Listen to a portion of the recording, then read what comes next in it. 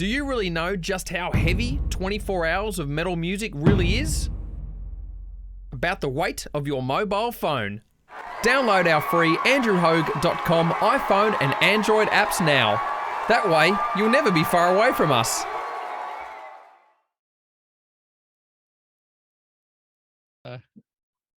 Let's get what have you got there, the banjo? Just a banjo, you know. Deliverance, man, is where I'm at. All right, let's get into it in 3, 2, 1. This is Andrew Hogue, of course, for andrewhogue.com. Still Australia's only 24/7. Let me start that again. Townsend. What's wrong? It cracked me up. Go. All right, let's do it again in 3, 2, 1. This is Andrew Hogue for andrewhogue.com.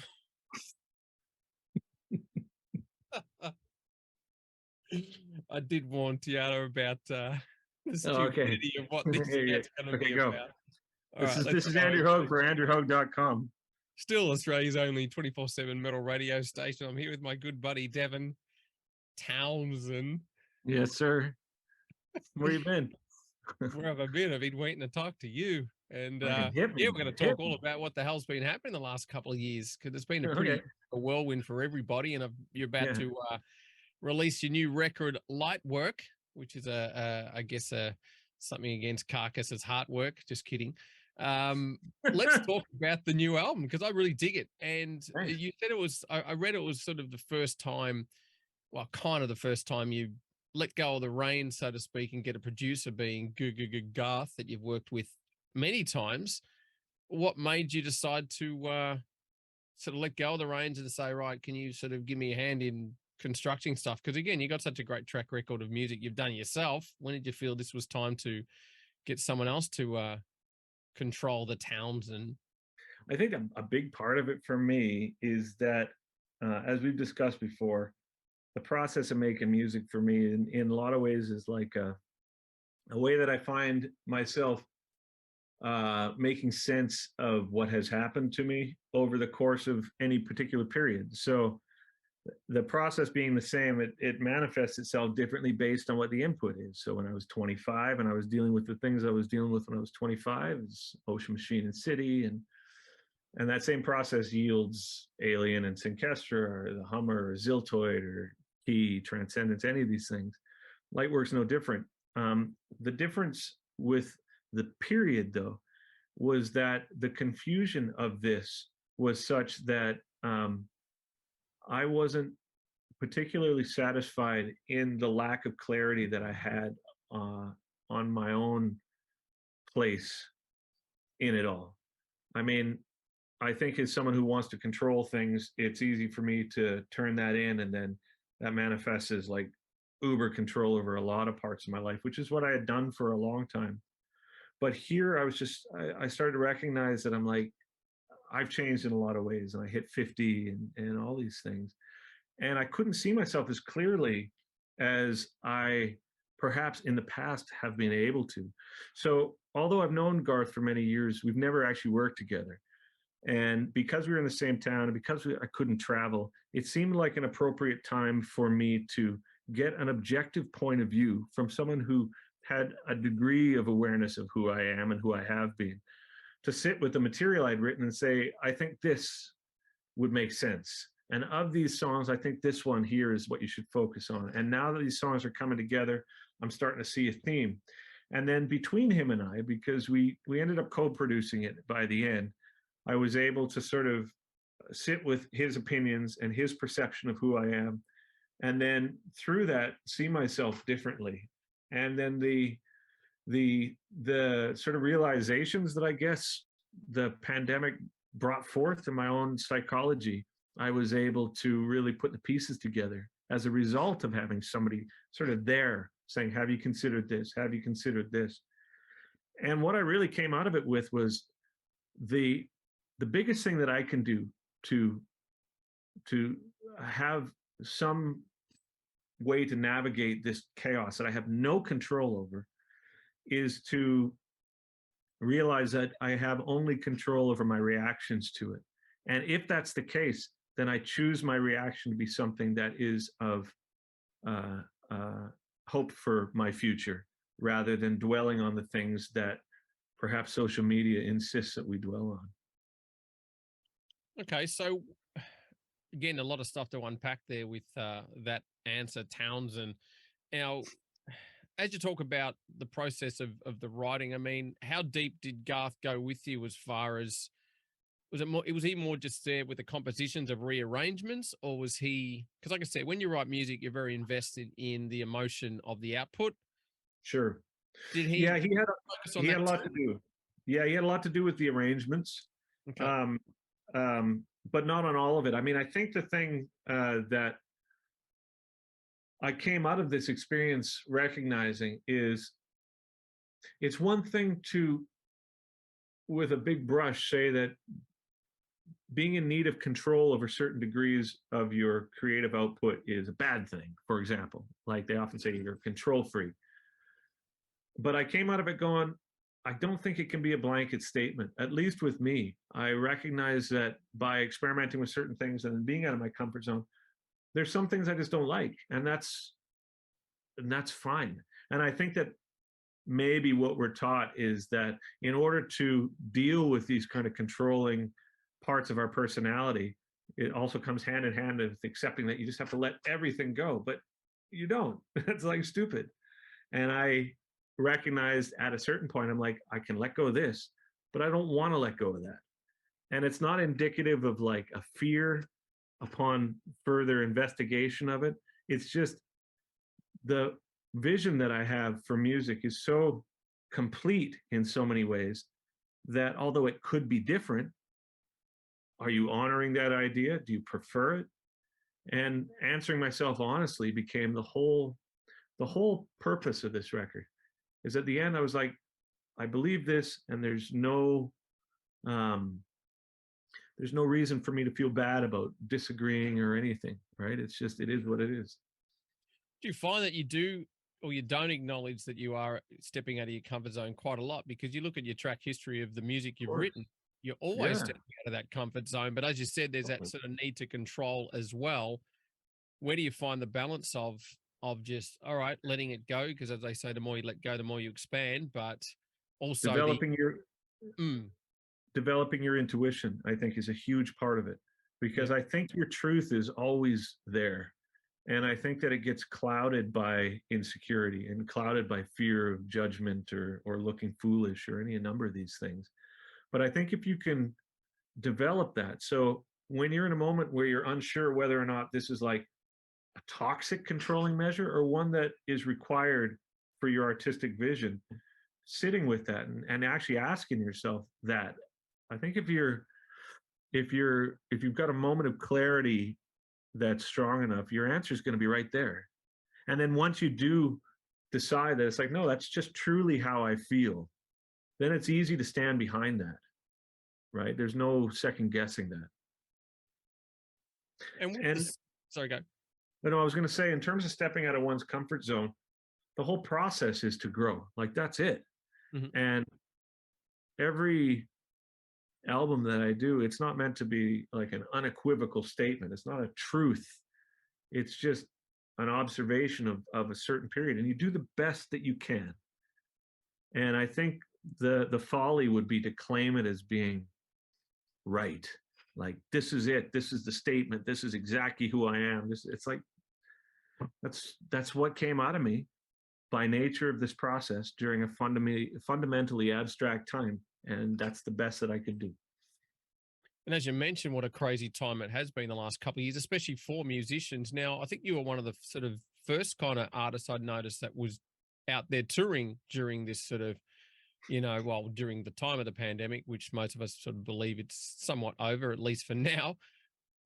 I know we text for a while back and forth during that time, and you were telling me that it's incredibly difficult because you can sense so much pain and frustration from the audience, not at you, but just the feeling and the energy that you felt during the shows that you were doing. And did you feel like there was a weight on your shoulders of just trying to snap them out of that for a while and take them away from that space? Because people were just pretty intense time for a lot of people. Yeah, I think that I didn't feel any obligation, because I think that would imply a level of importance to how I feel about the work that I like to think isn't there. I think that I recognize that music and entertainment is important in the sense that it gives people like a release and a break from it. Yeah. But one thing I've always sort of struggled with is that sense that artists tend to have of their own worth. Like, I'm doing a benevolent service for the people, all this sort of thing. It's like, I am particularly sensitive, I think, as a person. So some of the observations that I felt during the pandemic, not as much as the tour I just did, but more when we went and did Bloodstock, maybe things that a lot of people are like, no, I don't get that from the audience. And so maybe that's just my own, I'm projecting that, who knows, right? But the only thing I felt when I was there was everybody's kind of had a hard go. And I would like to do the best that I can to provide some sort of escape for a moment. And that was my motivation, much more so than thinking that we're doing some magnificent service, right? Yeah. And what did you learn during that time about yourself? Because a lot of people, we've seen so much struggle, and I mean, you're seeing the news reports, it's getting worse for a lot of people who suffered heavily from this experience, purely because it shows just how much we haven't been tested out of our comfort zones. The last 30, 40 years of society, we've done pretty well, even though we still find things to complain about.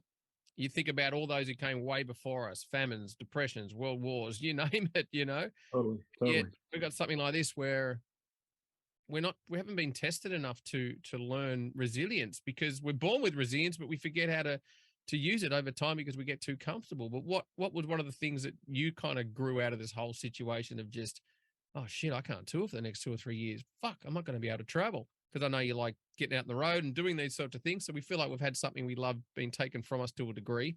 What was one thing that struck you when you're like, damn, I'm more full of shit than I thought I was? Expand on that, Townsend. Well, I think a lot of the things that I've done over the past decade were subconsciously based on fears that I hadn't identified. And so a lot of the ways that I disciplined myself, a lot of the things that I told myself about myself were things that I wanted to be, more so than things that I had earned in some way. And in a vacuum, it's very easy to claim that you're balanced when everything's okay, you know, when there's no pandemic and there's no war and you got money and all these sorts of things. It's easy to say, oh, I'm balanced and in a position of like primal conflict, I'm reasonably assured that I would make the benevolent decision and all these sorts of things. But then when you put to the test, you realize you're like, man, I got a lot of work to do. And a lot of the reasons why I imposed such levels of like discipline on myself were more because I was afraid of what would happen if I didn't. And who am I in absence of those patterns? Who am I in absence of those rigid structures that I impose on myself? And when I was confronted with where I actually was by being forced to contend with things that I wouldn't have chosen, whether or not it was people in my life dying or you know, going to the grocery store and dealing with somebody being incredibly irrational, or parents being afraid, or the fear for your children, or you know, the distrust of any number of media and people and society, I realized that I'm nowhere near what I had claimed myself to be. And at first I found that really disheartening. But then after a while, the thing I learned was I'm really grateful to be able to see myself as I actually am, as opposed to what I'd like to be. And if that makes me less of a balanced or together entity, I'd much rather learn to accept that and work from that point, as opposed to have to go in reverse and just keep up with the delusions. Like, no, I'm this type of person. I'm this type of person. I'm this type of person. And so it was simultaneously like disheartening, but also really empowering, because then I am where I am. And it's a lot easier to come at hard decisions from a place of personal um, uh, like confidence. And then when the pieces start coming back together, they're coming back together in a way that is not building on something that's dysfunctional. It's like, here's your baseline. And now when you start growing, it's like it's a solid platform. And I think that's what I came out of this whole thing with. And have you accepted that this growth approach never ends? Of course. Of course. I think that maybe the goal-oriented mindset that as a society we've adopted is primarily there just to keep us buying shit, right? Like I keep thinking that. But the reason why I'm very grateful for the awareness that it never ends is because then there's always music to be made. Yep. Because I think perfectionism is a type of illness in a lot of ways, but the benefit of recognizing that you want things to be as perfect as they're capable of being allows you to recognize every time you do something the ways in which you can improve on that. And so when I finish a project, my thought is like, okay, what did we learn from that? What do we take from that to the next thing? How do we integrate that into our nature? And of those things, what was right and what was wrong? If it was all correct, if every lyric and every song and every production decision was correct, there'd be no reason to do anything anymore because you would have achieved it.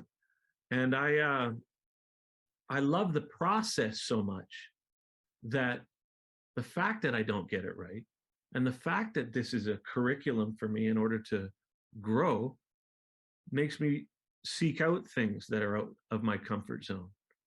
And as someone who just enjoys life, I mean, that's fantastic fuel creatively. I mean, knowing you for so long and know how honest and open you are about things like this, Townsend, I just noticed there's a lot of artists who would never even consider the stuff we just talked about. Like, what lessons did they learn about themselves through the last record they made? It'd just be more about, I wish the bass was up a bit more. I mean, it's almost like they're still, to a degree, unconscious.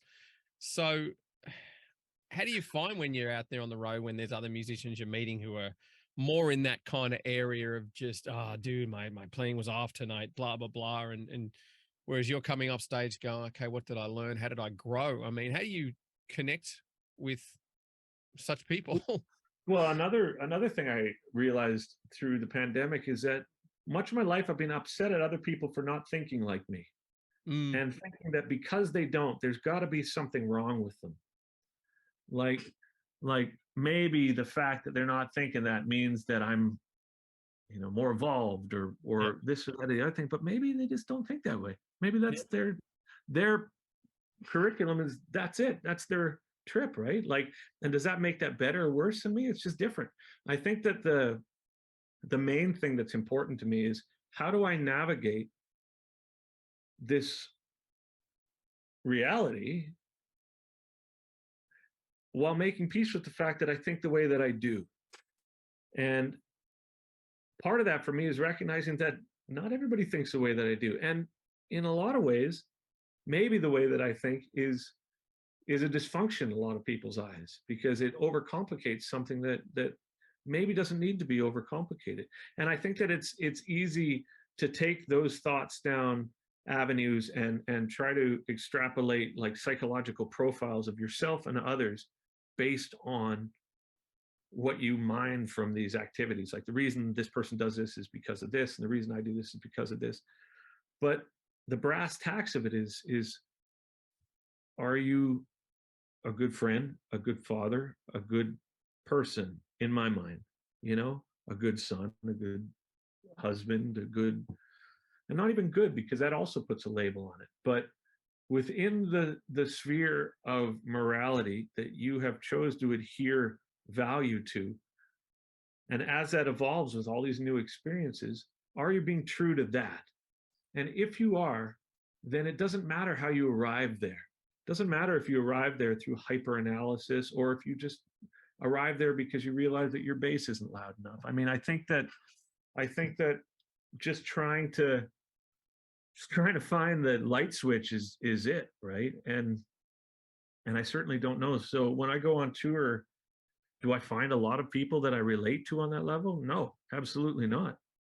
But, you know, I think that you hold the people in your life close to you who you do relate to, and then you're happy enough with that.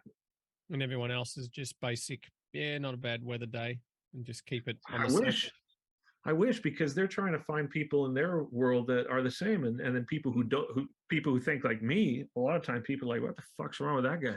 You know what I mean? It's not like, wow, I wish I was deconstructing my thought process. A lot of times, and I can very much appreciate that it would probably be like viewed as a detriment to a lot of people to think the way that I do.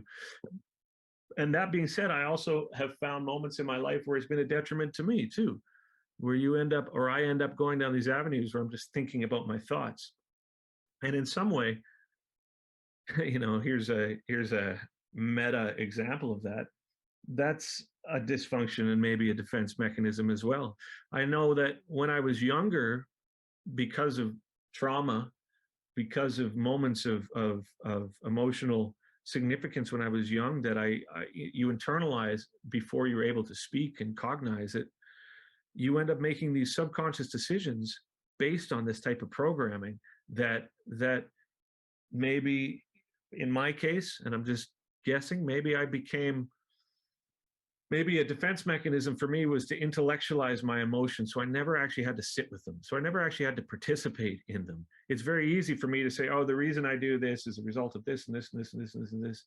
And I found over the past decade or so that a lot of times when I do that, it's just a convenient way for me not to be like, Dev, you're sad. I think to confront the root cause, you mean? Yeah. And it's like intellectually stimulating to think that I'm clever in the ways that I'm able to dissect my motives. But I just think maybe on some other level, it's just a defense mechanism. And really, from far away, you know, none of us are clever. We're just these little amoebas that are trying to reproduce and find meaning in a fundamentally abstract environment that's beyond our capacity to understand. And so I certainly don't credit my intellectual process as being elevated, but I do say that it is who I am, it is where I'm at, and acceptance of that for whatever its value or lack thereof has been really important to my ability to get past some things. I know this chat can go on for hours, Townsend, so we don't have you for too long.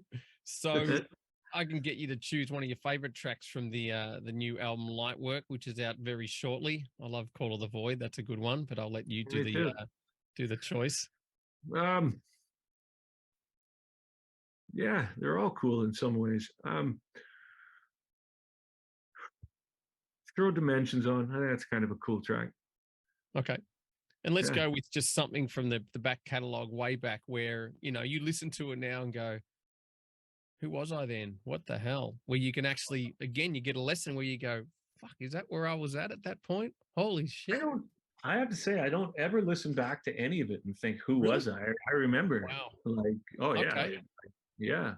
Like, I'm the same person fundamentally that wrote Shitstorm and Oh My Fucking God and Truth and, you know, Noisy Pink Bubbles and all that stuff as I am now. It's just that the input in that period was completely different. So, you know, throw on Oh My Fucking God, because I still relate to that guy.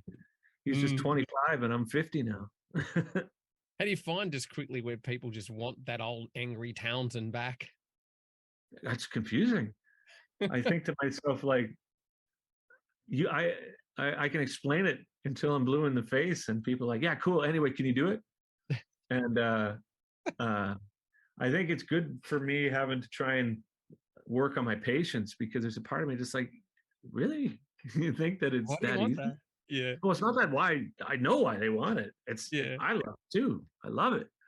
But I can't do it because it's like, I said to the other day in an interview, and this was an analogy I thought was really cool. So you go to a smorgasbord, right? You go to an all-you-can-eat buffet, and you go to that place because they have this type of shrimp or whatever, that's like the shit, right? It's deep fried and it's got a spicy sauce, and you know that that's the place.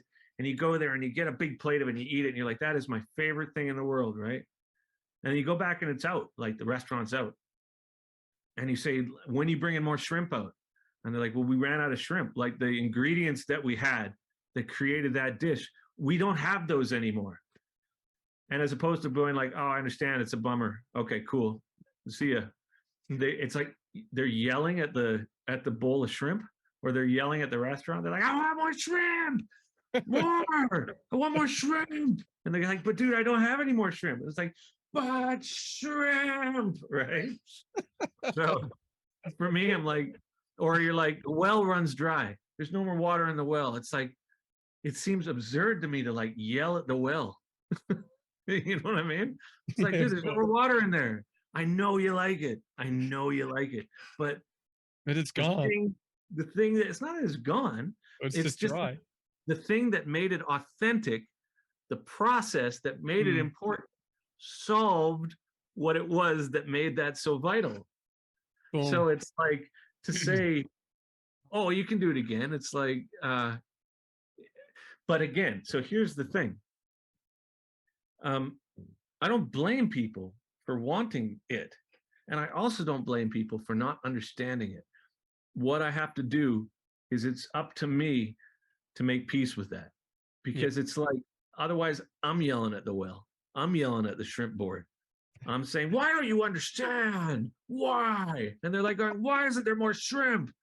You know what I mean? It's like, and then it becomes this weird argument about something that's like completely irrational. It's like, dude, there's no more shrimp, and I know you want shrimp. Are we good? Bye.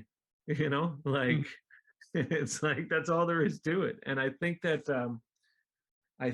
for me, making peace with the fact that people aren't going to understand is like a big part of my process, man. Like that's up to me. That's on me, man. Yeah. You make no apologies either, Townsend. You can't. Like, what am I going to apologize for? I'm like, dude, I ran out of shrimp. Sorry. All right, it's always a pleasure, buddy. Yeah. You got any shrimp? No. Oh, okay. Vegan shrimp. Vegan shrimp, man. There's a band name. A huge dude. Just a rip. The vegan shrimp.